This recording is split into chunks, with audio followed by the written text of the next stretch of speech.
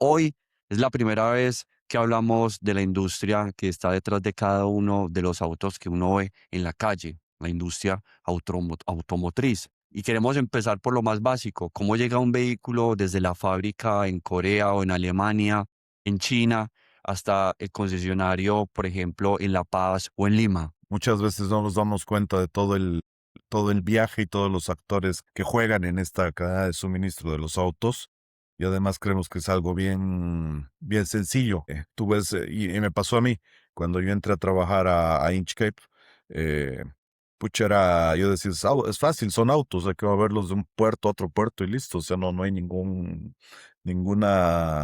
ciencia detrás de esto, es algo súper sencillo. Yo vengo del mundo de la petroquímica, entonces era algo más complejo para mí. En mi ignorancia en ese momento. El proceso de los autos es un proceso complejo porque nace desde el mismo proceso de la planificación de la compra. En ese Ujú, proceso de planificación de la compra, tú tienes que tomar los tiempos de las fábricas. Las fábricas no es que producen los autos y te los embarcan inmediatamente.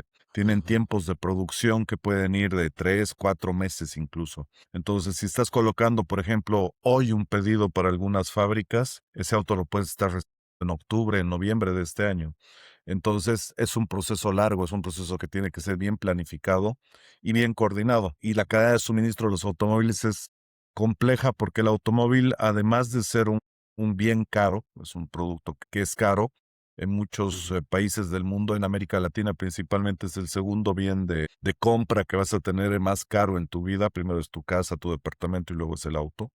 Entonces, esa es la importancia que tiene. Empieza con el tipo de naves que mueven los barcos desde Asia o desde Europa o desde Norteamérica hacia América Latina, que son barcos especiales para poder transportar los autos. Empieza luego sigue con los puertos donde tú descargas esos autos son puertos de espacios limitados normalmente.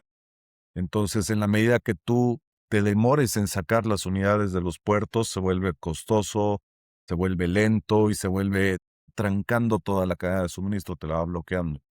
Entonces, es un proceso largo en el tiempo, es un proceso que tiene muchas complejidades, intervienen muchos actores, transportistas, agentes despachantes, forwarders, fábricas, equipos de planificación, equipos de almacenaje, y después hay la preparación final de los automóviles para entregarlos a los clientes, que también tiene una serie de procesos para que puedan llegar a circular en las calles de Lima, de Santa Cruz, de La Paz, de Bogotá, de cualquier parte del continente. Para los que no conocen qué es Inkscape, cuéntales un poco qué es y un poco de contexto porque estoy seguro que hay gente que no tiene ni idea. Nosotros somos el primer retail de autos en el mundo. Y nosotros estamos en países donde no hay presencia de fábricas de autos. ¿Sí? Ok. Mayorista de autos que compra autos a los OEMs, que tenemos acuerdos con más de 40 OEMs en el mundo, y vendemos estos autos en representación de ellos en varias partes de América Latina y del mundo. En realidad estamos en todos los continentes. Entonces nosotros tenemos más de 40 marcas, estamos en los 5 continentes, estamos en más de 40 países a nivel global. Tenemos todo tipo de productos, desde maquinaria para la construcción, maquinaria para centros de distribución, camiones, autos de alta gama, autos de gama media, autos de gama baja, motocicletas, sobre todo lo que es motorizable. Lo vendemos motores fuera de borda en algunos países. Entonces tenemos todo el portafolio de marcas y de productos que el cliente pueda necesitar. Es Cuando una hablamos empresa de... inglesa, Continúa, perdón, por es favor. una empresa inglesa que tiene más de 100 años en el mercado, que ha ido evolucionando en el tiempo y bueno, hoy está dedicada a esto. Cuando hablas, por ejemplo, de la variedad de marcas que pueden estar dentro del portafolio, más de 40, entonces a mí se me viene a la mente Suzuki, Renault, marcas chinas, ¿cierto? ¿Existe procesos diferentes para la distribución de cada una de estas marcas o hay un estándar ya definido? Cada marca tiene su propio proceso se llama preinspección antes de la entrega al cliente final. Ya tiene, según la marca, tiene algunos procesos que se hacen, que se realizan. Y también, según el mercado, hay ciertos procesos internos que hace la compañía para valorizar más el producto. ¿Ya? Entonces, eso está en función de los mercados en los cuales estamos. Hay estándares de marca, obviamente, con los cuales nosotros nos regimos. Y van variando según el tipo de marca, de producto y del país donde se van vendiendo. Por ejemplo, las marcas chinas, Jack, Chang'an, en 3 años cambiaron las cuotas de mercado en Bolivia y Perú. para la logística. ¿Cómo fue que un dolor de cabeza? Porque manejar la cadena de un producto nuevo sin historial de demanda es un reto diferente. Sí, es complejo, es un reto, es un desafío, más que es un reto, es un desafío. Lo vemos como un desafío, Ujú. porque el producto, las marcas chinas en este momento son un boom y no solo son un boom en América Latina, en todo el mundo. Hay casos de éxito en Europa y acá en América Latina. Y en efecto han estado cambiando los patrones de demanda. En el caso de los productos que ofrecen las marcas chinas, el día de hoy ofrecen muchos productos. Una marca te puede ofrecer muchos modelos de autos que tal vez una marca tradicional no tenga esa amplitud para hacerlo. Sí te genera en los procesos de planificación, principalmente en los de repuestos, un desafío adicional. El día de hoy mis equipos de planificación en Bolivia principalmente están bien desafiados con eso porque estamos cambiando los modelos de planificación o ajustándolos para poder ir cubriendo la demanda que se nos está generando.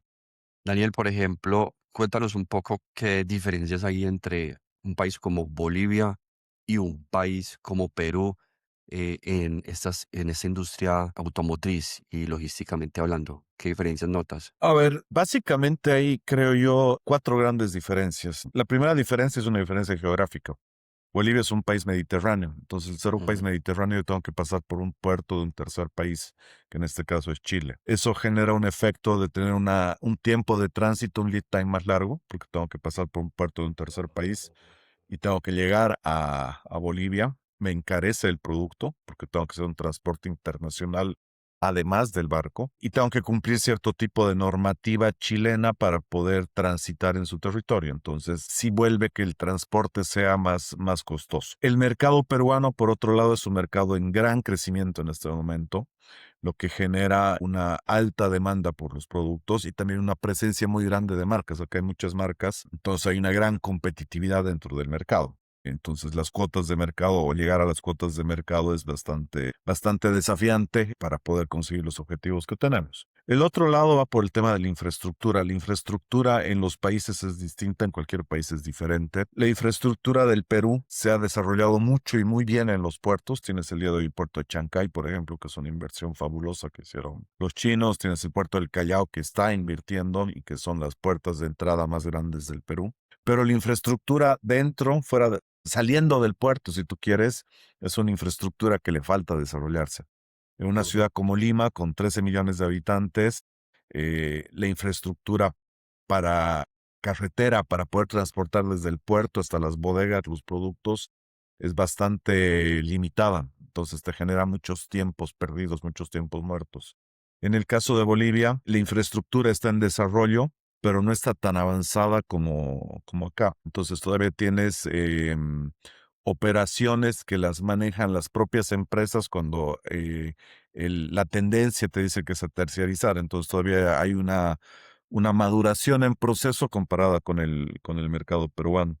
Y como último punto, la capacidad que tú tengas de adaptar las normativas aduaneras o las normativas de los países al comercio exterior. Perú es un país muy abierto en el tema del comercio exterior. Beneficia mucho eso porque te hace más ágil el proceso de importación o los procesos comerciales.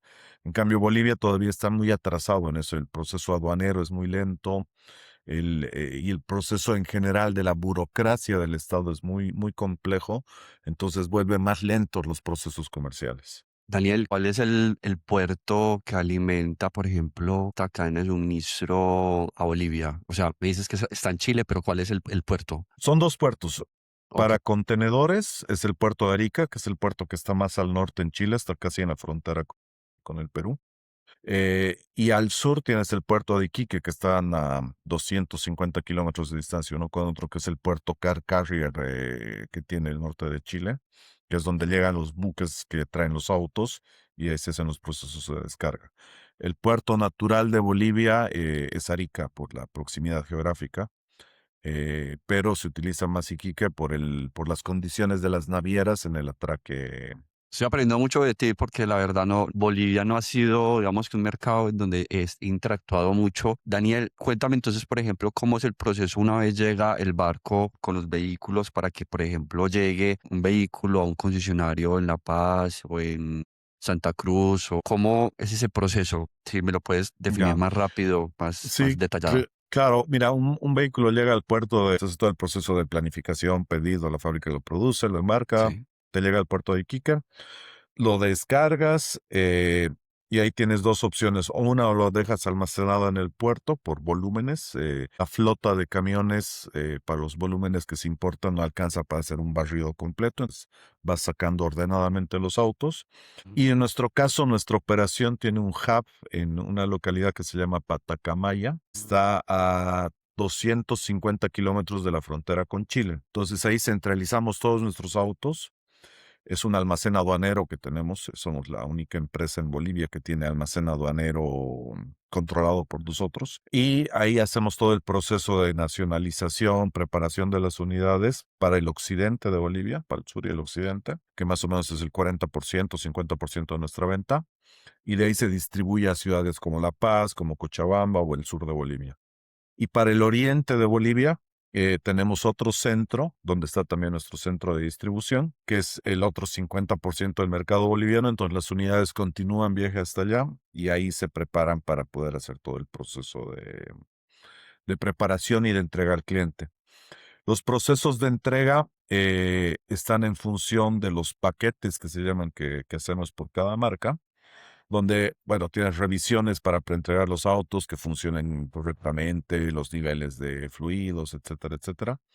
Y después se los va, en función de la necesidad que tengan, se los puede ir, accesorizando, se los puede ir potenciando los modelos y luego se los despacha a los centros de entrega. ¿Qué tan grande puede ser ese hub que tiene aduanero que me estás comentando cerca de la frontera? En Patacamaya nosotros tenemos 60,000 metros cuadrados. Ok. Y en Santa Cruz tenemos, si mal no me acuerdo, 20,000 metros cuadrados. Entonces, básicamente son nuestros dos. Sí. Este hub que ustedes tienen no es simplemente un parqueadero en donde llegan los carros y después los distribuyen. Ahí pasan, hay un proceso de valor Centro, agregado. claro, es un centro de almacenamiento y de procesamiento de unidades. Sí, Los dos son centros de procesamiento y almacenamiento. El de Patacamaya es solo para unidades y el de Santa Cruz es para unidades y para repuestos. Además, el centro de distribución de repuestos para Bolivia. Y algo que va muy de la mano con nosotros, que es el tema de sostenibilidad. Ambos sí, sí. centros son 100% autosostenibles. Tenemos energía por paneles solares, recirculación de agua para todos nuestros procesos. Entonces No. somos 100% autosostenibles en nuestras operaciones en ambos sites. Buenísimo. Ahora, cuando vas a hacer la distribución o sucede la distribución, el transporte por carretera, acá en Colombia el transporte de vehículos se le llaman niñeras a los Ah. vehículos que cargan los otros carros. ¿Y cómo se le llama esto en Bolivia y en Perú? Cigüeñas. Cigüeñas, ok, Colombia son niñeras. Cuéntame un poco cómo es ese traslado nacional, ese transporte nacional, cómo son las carreteras, por ejemplo, Bolivia versus Perú. En Bolivia es bien, bien interesante porque pasas del nivel del mar, a 4,200 metros sobre el Wow. nivel del mar en 600 kilómetros, que es donde está nuestro centro de operaciones de Patacamaya que te decía.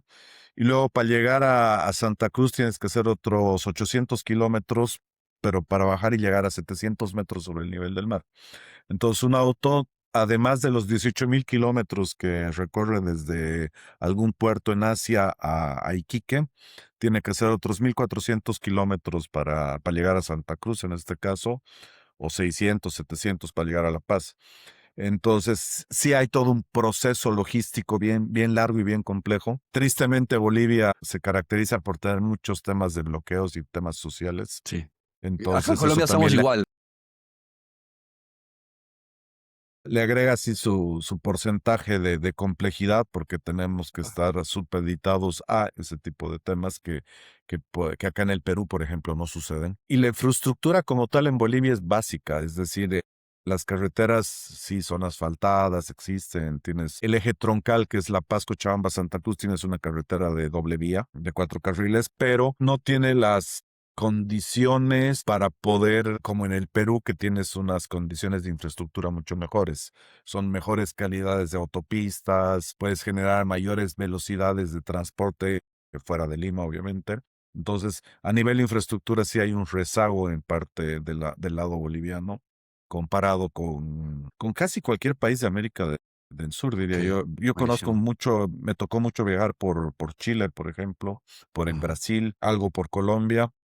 Y las carreteras comparándolas, es malo hacer comparaciones, dicen, pero comparándolas, las bolivianas no son las mejores que hay. El Perú, por el otro lado, tiene esta concentración en el Callao y en el Lima en general, el Chancay, Callao, te genera que los tiempos de traslado sean muy largos, no por las distancias, sino Tráfico. por el tiempo, porque tienes una mucha densidad de autos en cortos espacios.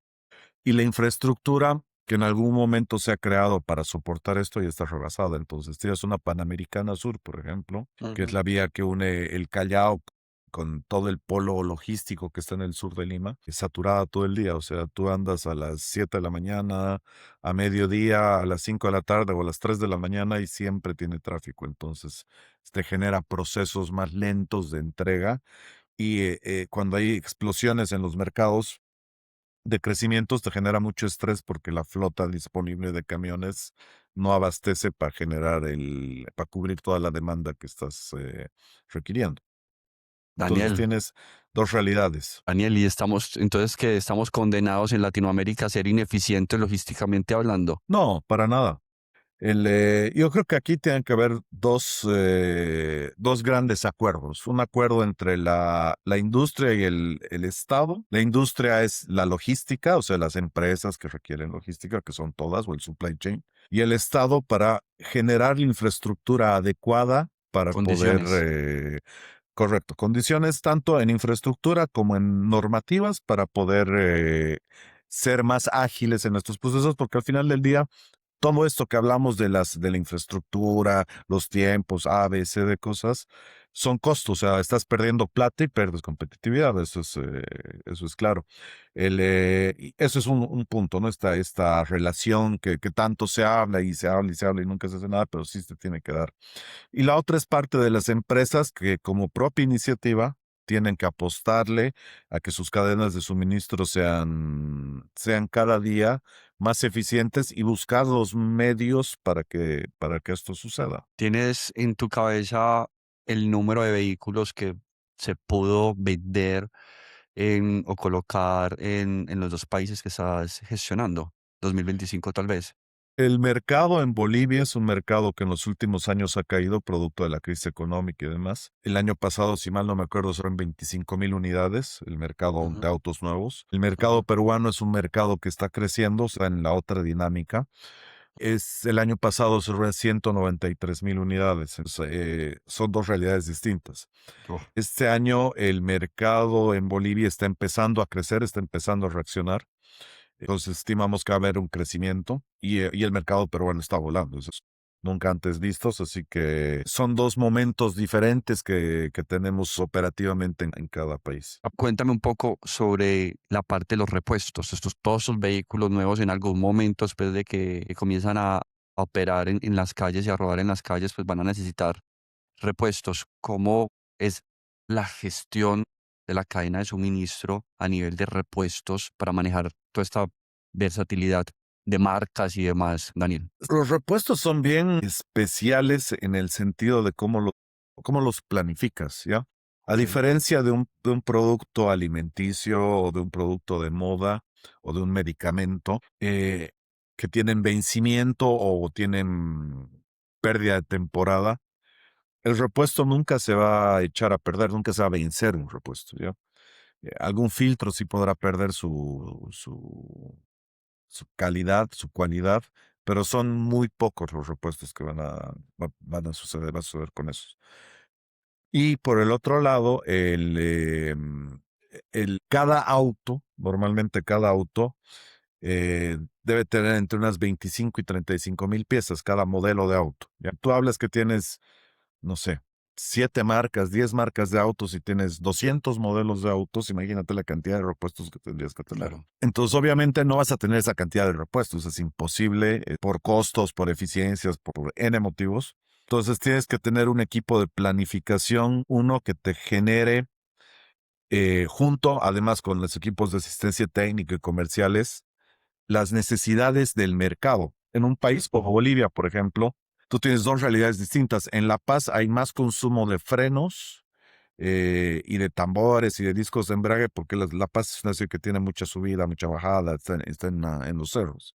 En cambio, en Santa Cruz no, en Santa Cruz es una ciudad plana, donde se anda mucho el auto, pero las distancias son bastante largas, entonces tienes más consumo de filtros y de correas, por ejemplo. Entonces son dos realidades distintas dentro de un país. Entonces, los equipos de planificación tienen que conocer mucho eso para poder gestionar correctamente los stocks que se compran y las cantidades que se compran. El gran problema de los repuestos es que si bien no se vencen, pero sí te generan obsolescencia. O sea, si tienes repuestos por 1 o 2 años guardados en tu centro de distribución, hay una obsolescencia, un capital de trabajo parado enorme que te Claro. genera costos o te genera falta de rotación en tus stocks. Entonces, varía mucho según el mercado en el cual tú estés y Ujú. según las marcas que tengas. Normalmente cuando llega una marca, una marca, un producto nuevo a un país, la fábrica te hace un sugerido de repuestos que tú deberías comprar, que normalmente son de mantenimiento y de impacto primario. Esto para que en el momento que tú salgas a la venta con ese modelo, tengas el stock necesario para cubrir accidentes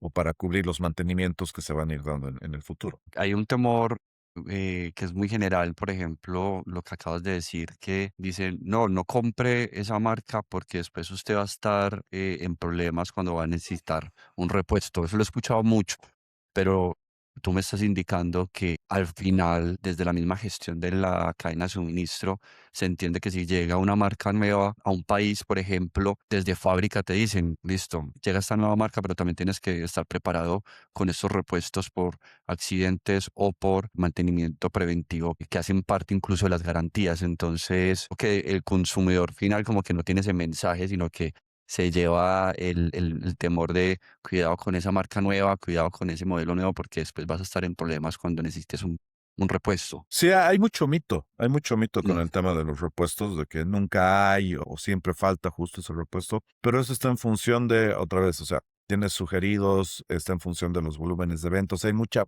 estadística y mucha data de fondo. Nosotros estamos haciendo muchos cambios el día de hoy en nuestros modelos de planificación, cambios de modelos de planificación como tal, porque la demanda va cambiando mucho, la demanda no es una demanda plana. Es una demanda que tiene muchos altos y bajos, entonces estamos tratando de adaptar los modelos para poder ir prediciendo esos cambios que se pueden dar. Pero sí es el mundo de los repuestos entre todas las industrias en las que trabajas es un mundo bien complejo y cada marca es un mundo, entonces te genera muchas horas de trabajo en los equipos de planificación principalmente. Daniel, vamos a un caso real con esto que mencionas de la planificación. Un momento donde planificaste bajo ciertas condiciones y el entorno cambió antes de que llegara la carga. ¿Qué estabas moviendo? ¿Qué cambió y qué hiciste? Mira, nosotros tuvimos un tema hace unos meses con unas condiciones de unos repuestos. Entonces, ¿qué hicimos? Uno, hay dos escenarios que tienes que manejar, el plan A y el plan B, como siempre. El plan A es, ok, sigo con mi provisión normal y en caso de que esta provisión tenga algún pico, aplico el plan B. El plan B normalmente en repuestos trae la opción aérea. Tú cuando tienes alguna emergencia, urgencia, inmediatamente la fábrica en despacho vía aérea. Sabes que es más caro, va a ser siempre más caro. Ese costo te lo tienes que asumir tú, normalmente no se lo puedes transmitir al cliente porque son costos muy altos. Entonces con eso vas supliendo esa demanda. Y si es que en el proceso cambió la demanda, por decirte, se consumían 100, 200 materiales y bajó a 5 materiales y tienes stock para muchos meses. Em, una de las ventajas que tenemos al ser una empresa global es que podemos, por lo menos entre Perú y Bolivia, es compartirnos los stocks. Entonces, a veces reacomodamos stocks entre nosotros. Actualmente, ¿hay algún centro de distribución específico para repuestos o eso lo tienen dentro de sus hubs que ya mencionaste anteriormente? No, tenemos dos centros de distribución, uno acá en Lima, que está en la zona de Lurín, que está en el sur de Lima, que es un centro que tiene 1 año y medio, es nuevo, lo inauguramos el 2024, a Ajá. finales del 2024, que es a riesgo de ser de ser ególatra. Creo que es el centro de repuestos más grande que hay en el Perú. Entonces, repuestos automotrices, obviamente. Y ahí tenemos todas nuestras marcas, etcétera, etcétera. Concentramos todo en ese punto. Y de ahí también hacemos exportaciones a Perú, a Chile, a países, varios países del grupo con que tenemos. Y en Bolivia tenemos uno en Santa Cruz, que en su momento, ese ya tiene 10 años, un poquito más de 10 años lleva a cumplir. En su momento fue el centro más moderno para repuestos automotrices. Ahora estamos liderando un proyecto de overhauling para volverlo a modernizar, pero sí, también es de los más grandes de repuestos de Bolivia. Daniel, y por ejemplo, este CEDI que inauguraron para 2024, ¿cómo pasa el tiempo de rápido? ¿Qué problemática operativa resolvió que el modelo anterior no resolvía? En el modelo anterior teníamos 3 bodegas que operaban en Lima. El proceso de consolidación y distribución era complejo porque tienes que operar desde 3 puntos. Esto resolvió que se centralizó en un solo punto, más cerca a Lima además, para ahorrar el tiempo de transporte, que es fundamental acá en Lima. Y sobre todo que concentras toda la operación, entonces reduces costos de alquiler, de personal, de equipos, etcétera, etcétera. Controlas el inventario en un solo punto, entonces te genera varias ventajas operativas y tácticas frente a la competencia. ¿Tú qué opinas de las marcas chinas? Porque hace años las se les miraba como con desconfianza, pero ya hoy no pasa eso. Yo por lo menos quisiera comprarme un BYD, pero cuéntame tú, hoy qué opinas y hacia dónde va el mercado automotriz con estos nuevos jugadores que ya se volvieron protagonistas de la conversación. O sea, las marcas chinas llegaron para quedarse. No, Mm. no es un tema estacional. Las marcas chinas tienen claro a dónde quieren llegar. Bueno, y los números dicen, China es el primer productor de autos del mundo en este momento, es el primer exportador de autos en el mundo. Hay más de 120 marcas chinas de autos que producen autos. Eventualmente no serán las 120, pero quedarán muchas y esas muchas van a ser las líderes del mercado. No tienen, o sea, han desarrollado toda una industria, que es la industria del automóvil. 30 años, 35 años han desarrollado esa industria y ahora están empezando a cosechar los frutos de ese desarrollo. Cada vez los modelos son más competitivos a todo nivel. El tema de la electrificación son de los líderes en este momento en carros eléctricos, vienen para quedarse y para dominar la industria. Tienen todo el desarrollo y todo el know-how para hacerlo. Daniel, en estas marcas de vehículos eléctricos, de chino, no chino, lo que sea, pero cuéntame un poco cómo es la infraestructura hoy por hoy en países como Perú y Bolivia. ¿Tú qué conoces de esto y qué tan preparados están para que el mercado se masifique sobre esta tendencia? Es un buen desafío que van a tener los privados y el gobierno para ponerse de acuerdo y si queremos masificar el auto eléctrico, vamos a tener que invertir en infraestructura. En ninguno de los dos países hay una infraestructura y en realidad yo creo que en América Latina en general no hay una infraestructura eléctrica desarrollada para poder generar este tipo de masificación del auto eléctrico. Chile tiene algo más de desarrollo. Copec, que es la gasolinera más grande de Chile, o la red de gasolineras más grande de Chile, tiene electrolineras en gran parte de su red. Creo que Colombia también tiene una ley que favorece mucho el tema del auto eléctrico y impulsa el consumo del auto eléctrico. Pero en las otras regiones de América Latina yo veo que falta eso, falta la inversión y el desarrollo si es que queremos masificarlo, de tener la infraestructura. En este momento, si bien la autonomía de los autos eléctricos ha mejorado mucho, tener Ujú. autos que tienen 600, 700 kilómetros de autonomía tranquilamente, si necesitas tiempos de carga mucho más rápidos, no un auto que cargue en toda la noche conectado al enchufe de tu casa. Tienes que ir generando una infraestructura eléctrica adecuada para poder crecer más en el mercado de autos eléctricos. Hay videos que uno ve en redes sociales de la gente como, al menos en Colombia, cómo hacen fila por horas para poder cargar sus vehículos y, y acá al menos en Colombia eso está disparado. O sea, la compra de vehículos eléctricos, no tengo los datos, me hubiera preparado mejor, pero las ventas de autos eléctricos está disparado porque lo que tú dices, acá sí se motiva para la compra de vehículos eléctricos, hay al menos un par de impuestos que no se están cobrando. Acá hay algo que se llama pico y placa en las ciudades principales, en donde si tienes un vehículo, pues no, vehículo eléctrico no vas a tener el vehículo quieto al menos 1 o 2 días como pasa con los vehículos de gasolina o combustión tradicional.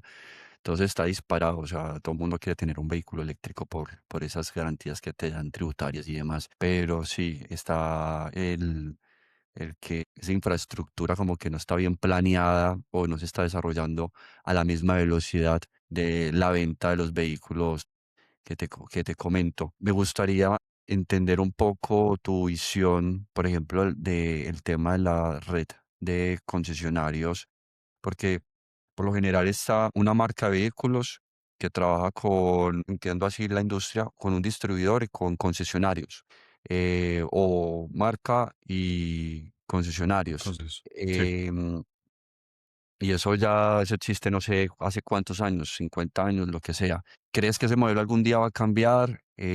O no sé si la venta online de vehículos se llegue a madurar en algún momento. ¿Cómo ves tú ese tema? El tema de los dealers, concesionarios y la industria, yo creo que se va a mantener. En países como los nuestros habrá cambios en algunos países, pero en general la industria yo creo que se va a mantener. Las redes de dealers, dependiendo del país, pueden ser muy maduras o pueden estar empezando, entonces hay todavía un gran camino por recorrer, creo ahí. En el tema de los autos y la compra online, en Estados Unidos y en Europa ya existe eso, ya tú puedes comprarte un auto online, pero creo que el latinoamericano en general, el mindset del latinoamericano en general es distinto al europeo o al americano. El latinoamericano, y lo comentábamos al principio de la conversación, todavía sigue siendo una compra importante, la segunda compra más importante, tener el auto. Entonces,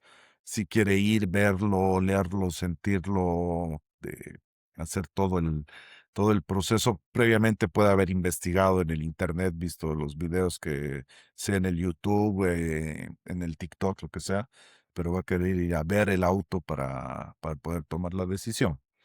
En el caso de los países desarrollados, por ponerle el término a Estados Unidos, Japón, Asia, Europa, yo creo que es una compra, ya no es una compra tan importante porque el auto el día de hoy en esos países no es un bien tan costoso de acceder.